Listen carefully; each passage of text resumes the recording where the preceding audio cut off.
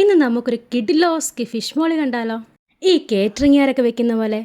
പണ്ട് വീടിനടുത്തൊരു കോക്കി ചേട്ടനുണ്ടായിരുന്നു. ആ കോക്കി ചേട്ടൻ്റെ റെസിപ്പിയാണ് ഇന്നത്തെ ഈ ഫിഷ് മോളി. ഇതിനായിട്ട് നമ്മൾ എടുത്തിരിക്കുന്നത് 1/4 കിലോ വരുന്ന 250 ഗ്രാം വരുന്ന 2 കരിമീനാണ്. അത് കഴുകി വൃത്തിയാക്കി തൊലിയൊക്കെ ചെത്തി അതെല്ലാം നീറ്റാക്കി എടുത്തിട്ടുണ്ട്. എന്നിട്ട് ഇതുപോലെ ഒന്ന് വരഞ്ഞു കൊടുക്കണം. 2 വശവും വരഞ്ഞു കൊടുത്തതിന് ശേഷം ഇതൊന്ന് മാരിനേറ്റ് ചെയ്ത് ഒരു 30 മിനിറ്റ് റെസ്റ്റ് ചെയ്യാൻ വെക്കണം. അതിനായിട്ട് 1 ടീസ്പൂൺ കുരുമുളക് പൊടി, ഒരു 1/4 ടീസ്പൂണിൽ താഴെ മാത്രം മഞ്ഞൾപ്പൊടി, 1/2 ടീസ്പൂൺ ജിഞ്ചർ ഗാർലിക് പേസ്റ്റും പിന്നെ ആവശ്യത്തിനുള്ള ഉപ്പും.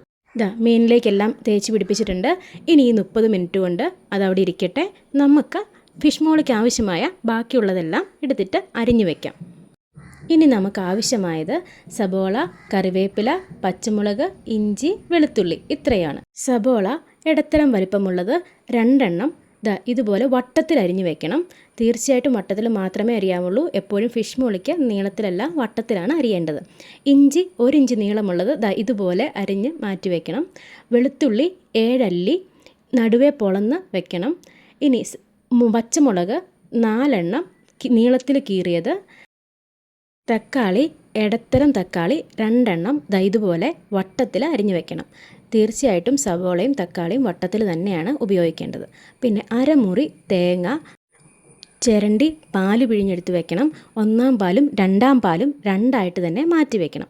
ഇനി 2 ടേബിൾ സ്പൂൺ കോൺഫ്ലോർ കൂടി വേണം. ഇത് മീൻ ഫ്രൈ ചെയ്തെടുക്കുന്നതിൻ്റെ തൊട്ട് മുമ്പ് മാരിനേറ്റ് ചെയ്ത മീനിലേക്ക് ഒന്ന് തൂത്ത് കൊടുത്തതിന് ശേഷം വേണം ഫ്രൈ ചെയ്യാൻ. മീൻ പെട്ടെന്ന് ഉടഞ്ഞു പോകാതിരിക്കാനും മീനിൻ്റെ മുകൾ ഭാഗം പുറം വശം ഒന്ന് ക്രിസ്പിയായി കിട്ടുന്നതിന് വേണ്ടിയിട്ടാണ് ഇങ്ങനെ ചെയ്യുന്നത്. ഇനി ഈ കാണുന്നത് പോലെ ഒരു നോൺ സ്റ്റിക്ക് തവയിലേക്കോ കടായിലേക്കോ എണ്ണയൊഴിച്ച് മീൻ ഇരുവശവും ഒന്ന് ഫ്രൈ ചെയ്തെടുക്കണം. മീഡിയം ഫ്ലെയിമിൽ ഒരു സൈഡ് ഒരു 3 മിനിറ്റ് ഫ്രൈ ചെയ്താൽ മതിയാകും. അപ്പോഴേക്കും ആവശ്യത്തിന് വെന്തിട്ടുണ്ടാവും. ഒരു ഹാഫ് കുക്ക്ഡ് ആയിട്ടായിരിക്കും ഇരിക്കുക.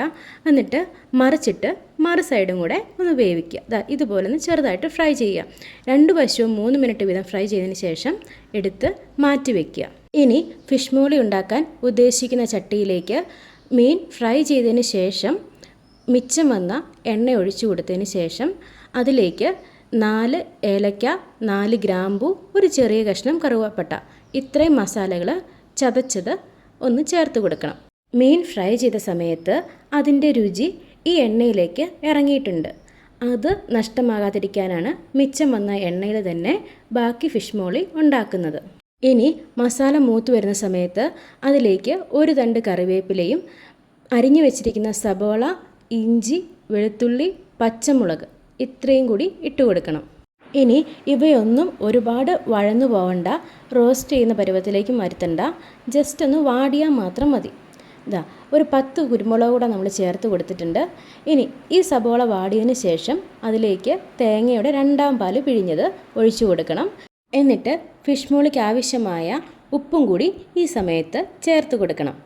ഇനി അതിലേക്ക് നമ്മൾ ഫ്രൈ ചെയ്ത് വെച്ചിരിക്കുന്ന മീൻ കഷ്ണങ്ങളും കൂടെ ഇട്ട് കൊടുക്കണം. മീൻ ഇട്ട് കൊടുത്തു കഴിഞ്ഞാൽ പിന്നെ നമ്മൾ തവി കൊണ്ട് ഇളക്കരുത്.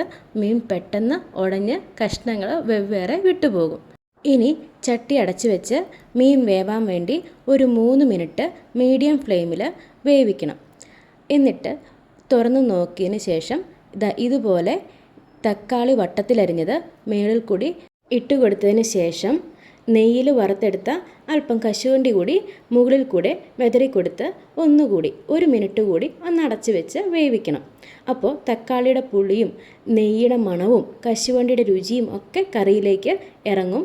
എന്നിട്ട് തുറന്ന് നോക്കുമ്പോഴേക്കും കറി ആവശ്യത്തിന് വെന്തിട്ടുണ്ടാവും. മീൻ കഷ്ണങ്ങളൊക്കെ പാകത്തിന് വെന്തിട്ടുണ്ടാവും. എന്നിട്ട് തിളച്ചുകൊണ്ടിരിക്കുന്ന കറിയിലേക്ക് തേങ്ങയുടെ 1-ാം പാൽ ഒഴിച്ചു കൊടുക്കണം. 1-ാം പാൽ ഒഴിച്ചതിന് ശേഷം കറി ഒന്ന് ചൂടായാൽ മാത്രം മതി.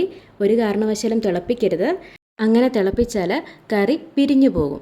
ഇനി മറ്റൊരു ചീനച്ചട്ടിയിലോ കടായിലോ നെയ്യിൽ 2 ചുവന്നുള്ളി ചെറുതായിട്ട് അരിഞ്ഞത് മൂപ്പിച്ചതും കൂടെ ഈ കറിയിലേക്ക് ഒഴിച്ചു കൊടുത്തു കഴിഞ്ഞാൽ നല്ല സൂപ്പർ ടേസ്റ്റി ഫിഷ് മോളി റെഡി ആയിട്ടുണ്ട്.